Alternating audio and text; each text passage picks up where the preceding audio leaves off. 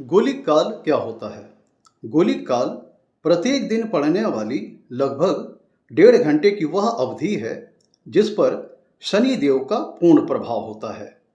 फलस्वरूप शनि देव के स्वामित्व के चलते गोलिक काल में शुरू किए गए नए कार्यों में देरी, बाधाएं और हानि की संभावना रहती है।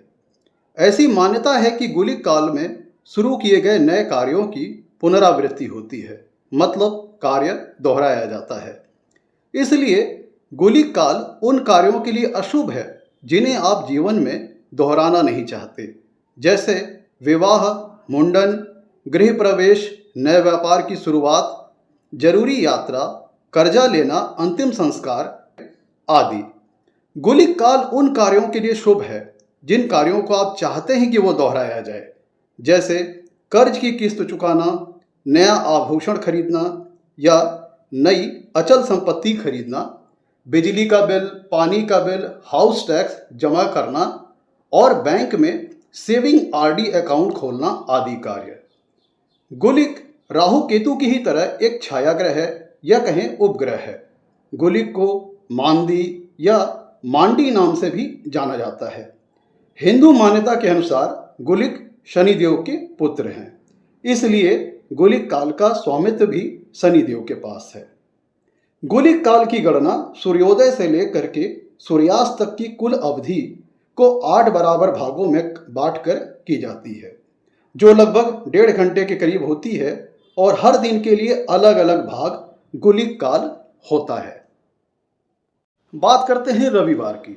रविवार को 7वां भाग गोलिक काल रहता है, जो 3 PM से लेकर के 4:30 PM तक रहता है।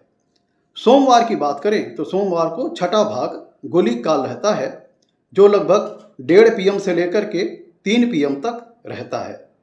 बात करते हैं मंगलवार की। मंगलवार को 5वां भाग गोलिक काल रहता है, जो 12 PM से लेकर के 1:30 PM तक रहता है।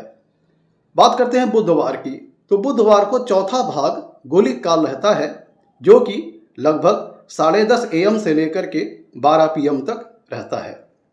बात करते हैं गुरुवार की। गुरुवार को 3रा भाग गोलिक काल रहता है, जो सुबह के 9 AM से लेकर के 10:30 AM तक रहता है। बात करते हैं शुक्रवार की, तो शुक्रवार को 2रा भाग गोलिक काल रहता है, जो सुबह के 7:30 AM से लेकर के 9 AM तक रहता है। बात करते हैं शनिवार की, तो शनिवार को पहला भाग गोलिक काल रहता है, जो सुबह के 6 AM से लेकर के 7:30 AM तक रहता है।